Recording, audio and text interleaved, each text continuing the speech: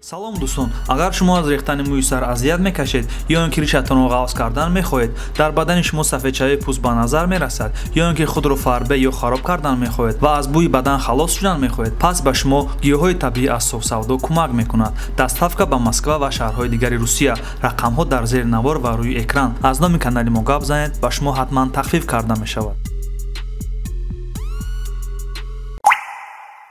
Салом алейкум тамошобинон муҳтарам, салом алейкум нафарои ки подписчикои канали Тоқи ТВ, нафарои ки подписатсия кардаги нестен, подписатсия кунед то ин ки ҳама хабарҳое ки наван ва шояд яхе мавзӯи ҳаста ки шумо намефаҳмед, ҳатман мо дар бораш видео мекунем ва ба шумо мерасонем.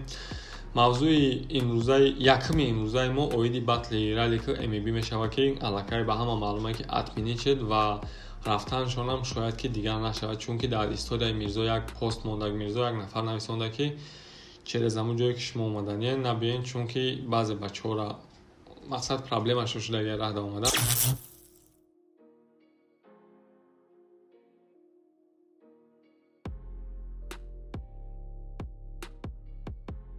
ана эмибирам дар видео хати раллик суҳбат мекуна, мега ман омада наметонам, чунки абрат набо гашта омаданам Питер проблема мешавад, шояд ки натон омада дар оҷа кор кардест. омадани ман мешава, не ки ман абрат набо чӣ омада метонам ба дига, ина ҳеҷ намешава.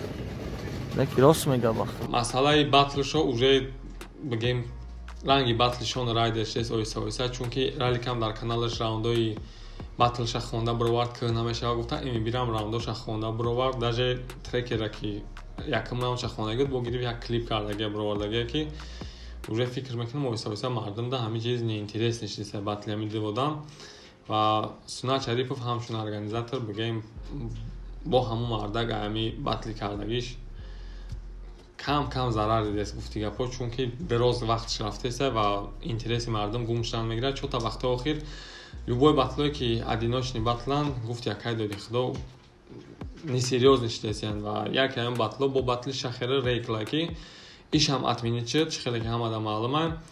Сабаби атмини чидани батла шахер дар видеош мега ки видеои бачакҳои хезе авлода ки нисбати ма кардан, як тақрибан 2 ҳафта пеш Лонли 8-м дивизион ба гуфти шахер видео карда, Лонли ахафоеви камераштага видео карда шахер ай хезе авлод бигем сир кардан, ай хезе сир кардан ва шахер қати рейкл батл дошт. Ба ҳама маълума ки бачакҳои хезе вақте ки батл тайёр мекунанд ҳатман текстошонда ё хезе меган ё авлод меган ё ягон ҷои текстшона расшод мегиранд ки ай қафо талпа гап мезананд.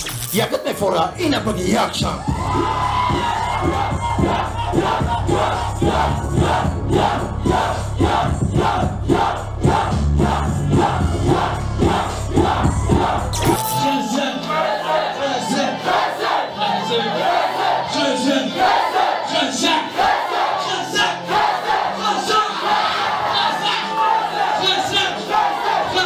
Шахер мега ки ма полн тайёрим дига хебад ва баъди видеои ҳамин бачаҳо сабаб шуд ки ма батла дигар рӯз дамонам ва акай доди худо дар историяшам гуфт ки ма бехабар шахер аллакай батла дар дигар рӯз мондай. Шахер организатора хабар накарда пеши худаш рӯзи батла дар дигар рӯз монд ва ҳамин сабаб шуд ки акай доди худо гуфт и батла ма ба кала намегирам. ҳозирашда номаълум ки ки батла ба кала мегира ва оё батл мегзара ё ин ки ҳозирашда номаълум. Рости гап ҳамин намуд батло як вақто нашуд нави гап мешуд ки нави чизое ки мега намекуна ва ҳамчун нафарое ки ҳамин корро наблюдат кардем чи хеле буд набуд нави батлоша мегзарон қати ҷонона қати хеза 20-20 зурам нагзошта бошад, но ҳамуро ягон кор мекард мегзашт ва батли навбатӣ нави КМС қати Сивана чи хеле ки аллакай видеоша кардаги будан рӯбарӯ, лек 16-17 рӯз меша ки нави ай ютуб гум шуда нестай, на дар ютубай на дар ягон ҷо нест, ягон гап хабариш нест. Инҷа ду варианта, ё ҳамон одам ранг як вақт хеле дар эспро полностью ай ютуб дур шуда буд, бигем ягон пешравӣ намекард, ё ҳамон састанида ғалтид, ё ки дур шудаги барои батлаш тайёрӣ дестай ки батла хушур тайёрӣ бинаву mp3 ва чизоша пешкаши мухлисон накардестай. Масъалаи батли райдери шон аллакай ба ҳама маълума ки Сунат Шарипов дар атвети кори райдери шон гуфта батла сӯзон ва батла намебирора. Райдер боша раундои батлоша mp3 карда дар каналаш бировардестай, уже якм раундаш ба фикрам ки биромад каналашда ва дар як барнома райдера савол додем ки як вақт Алик ин душанбе гуфта буд ки димбора ман реванши райдери Шона ташкил мекунам. Шона боша дар бораи Сунат Шарипов ё ки ягон корҳои батл савол медодан, ай савол гем биси уста мехурд мебуромада, мегуфт рӯзи 5 декабр ҳамаша аниқ мефаҳмед. Райдера пурсидем ки вероятност ҳаста ки рӯзи 5 шумо 5 декабр шумо қатшон аму батлтон димбора батле ки мекунен ва броя. Райдер боша гуфт не, значит ягон новости дига дора Шона МС ва интизор мешем рӯзи 5 декабр чӣ новости боша.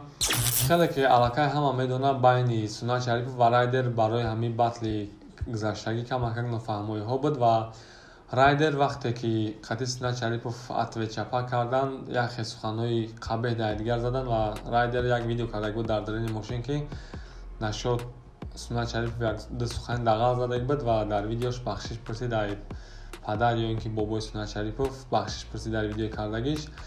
нафари дигар Шахер як вақт дар видеош гуфтагӣ буд ки то агар ки ҳамун нафари маро дар хезе авлод қабул кард видео накунад, агар ки та хезе рафти буромадӣ ё тра сир мекунӣ, ман ҳеҷ вақт хезема намегирам.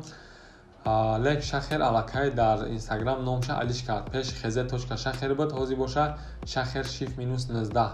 нафаре ки Шахера дар хезе авлод гирифтагӣ буд барон буд, лек то ҳозира барон видео кардагӣ набуд ва чӣ ба Шахер номша алиш кард ва Шахер 19 чӣ маъне дора. Рости гап то ҳозира мо намедонем. дар комментария нависонед ба фикри шумо чия. Зинда саломат бошед, дар канал обуна шудан фаромӯш накунед то ин ки ай хабарҳои мо бехабар намонед. нафароне ки варзишро хуб мефаҳмед ва ба худ боварӣ доред, ба ссилкаи зери видео буда даромада регистратсия кунед ва аз сарпарасти мо то $100 бонус гиред.